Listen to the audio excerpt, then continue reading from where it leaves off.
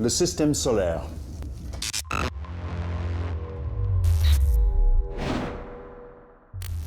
Première planète en partant du Soleil, Mercure. 430 degrés Celsius de jour, moins 180 la nuit. Difficile à observer, trop près du Soleil. Pas d'atmosphère, inhabitable. Vénus, dite plus communément l'étoile du berger. Encore plus chaud que Mercure à cause de l'effet de serre. Couverte de nuages d'acide sulfurique. Conditions inhabitables. La Terre, habitable et habitée, pour le moment. Mars, la dernière des planètes rocheuses, aurait éventuellement de l'eau et une atmosphère propice à la vie. Plus maintenant. Ensuite, Jupiter, Saturne, Neptune, Uranus, des immenses planètes gazeuses, avec probablement un noyau rocheux au centre, joliment coloré, envoûtante, mortelle. Et bien plus loin, une planète qui n'en est plus, selon la définition courante, Pluton, plus petite que notre Lune. L'étoile la plus proche est à 4 années-lumière. Une année-lumière est la distance parcourue par la lumière dans une année. La lumière fait 8 fois le tour du monde en 1 seconde.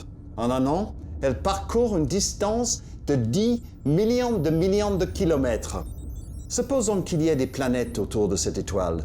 Notre système solaire voisin serait à 40 trillions de kilomètres.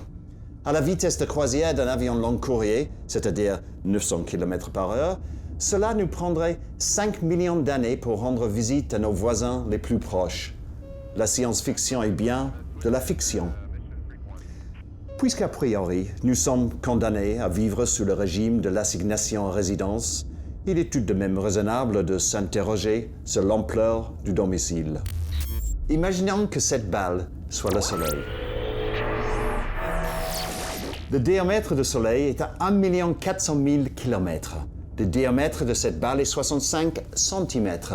À la même échelle, notre Terre aura un diamètre de 0,6 cm. On peut le représenter par un haricot. Vénus est aussi un haricot, mais un haricot plus petit. Mercure est un grain de riz. Mars, un petit pois. Jupiter, une pomme. Saturne, une clémentine. Uranus, une noix. Neptune, une deuxième noix.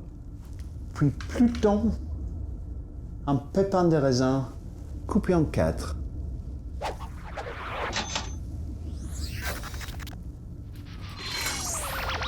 Voilà.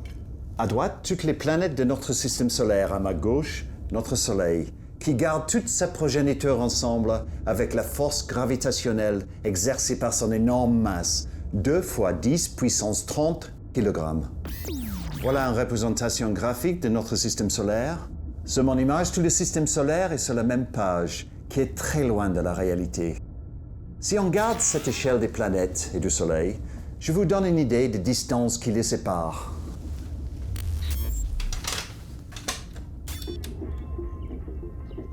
Je place le Soleil ici.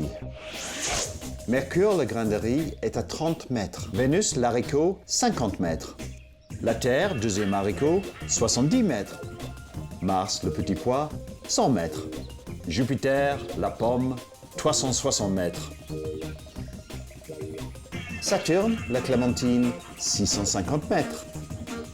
Neptune, la deuxième noix, 2000 mètres. Pluton, le quart d'un pépin de raisin, 2800 mètres. C'est pourquoi il est difficile de représenter le système solaire sur une feuille de papier.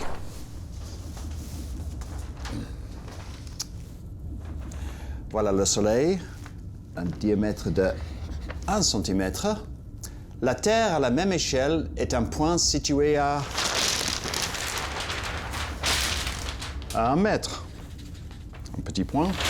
Pour représenter Jupiter à la même échelle, il faut que je l'éloigne à 4 mètres de la Terre, soit 5 mètres du Soleil.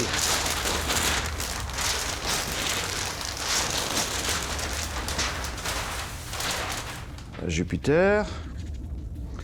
Pluton est à 42 mètres.